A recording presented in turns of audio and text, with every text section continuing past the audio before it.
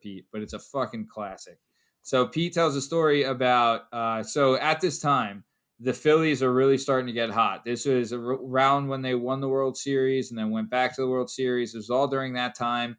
And Pete was working there, and the biggest rival of the Phillies at this time was the New York Mets, right? Which is they probably still are, right?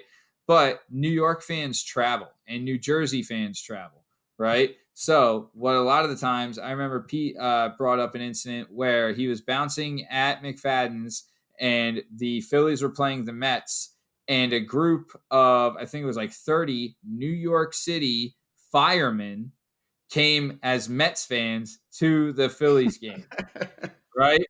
And they end up. Isn't this I pronounce you Chuck and Larry? I think that's what you're describing is New York firemen. Yeah, Mets fans, and so they end up going to the bar afterwards. And Pete, did anything ever happen?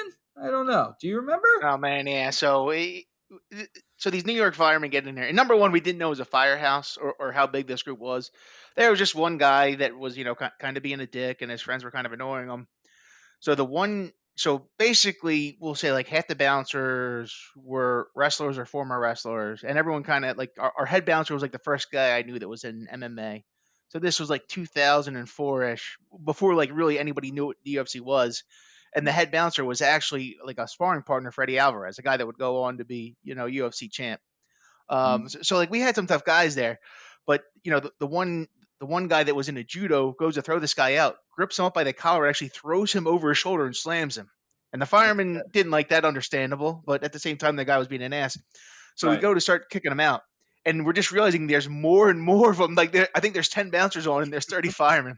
And at one point, I get separated from the other bouncers, and 5 guys have me jacked against the wall, and I didn't know what to do.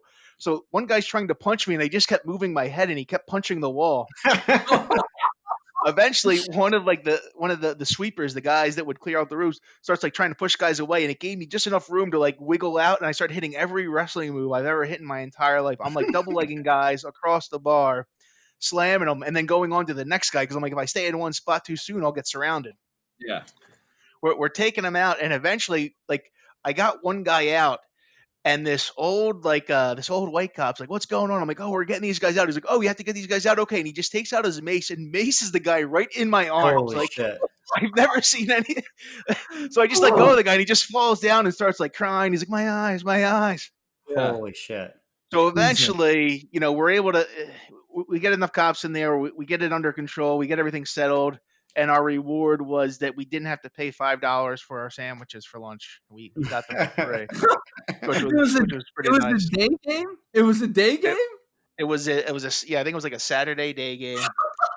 That's so funny, man. And then this was like a recurring thing. Like these guys, it was like cops and firemen from New York and New Jersey. And they were like large guys. Like they kept getting bigger every time they came back because then they were like, "Oh, these bouncers like to beat up firemen." And I'm like, "I've never beaten up a fireman in my life. The guy got drunk and he got tossed. Like, what do you?" They're going after the firemen. So that what is it with these bouncers and all these firemen? Huh? Don't you guys like not being on fire? Because we'll light you on fire. Natural. There's like another time where this New Jersey state trooper comes in, and I'm a big guy. I'm like 6'3" at the time. I was probably 280 and in pretty good shape because I was wrestling. But this guy was like 6'8", 320 pounds and jacked. And he starts acting a fool. And I'm the biggest bouncer, so they tap me like, "Pete, you're gonna have to get this guy out here." I'm like, "Oh shit, what am I gonna do?" Man. So that's when Judah, the head bouncer, I was telling you about, like the first guy in MMA. So Judah, he's about 6 foot tall, 155 pounds, soaking wet. If you looked at him, you wouldn't see him. Yeah. And Judah comes up, and I'm like, "Okay, it's me and Judah." I'm like, "Judah, what are we going to do?" And he smiles at me, and that's when I realize he has a mouthpiece in that says Fight Factory. Which used to be the number one UFC gym in the city. Fight Factory. In the area. So as the big drunk guy stumbling around, Judah has his mouthpiece in, takes a few steps back, runs up, jumps on the guy's back, and the scene that ensues was straight out of The Princess Bride, where he has the choke on the guy slamming him against the wall repeatedly. He eventually goes down, pisses himself. We drag him outside. He wakes up, bangs on the door a couple times, and then just like wanders away, drunk and disoriented. Oh my God. That's incredible.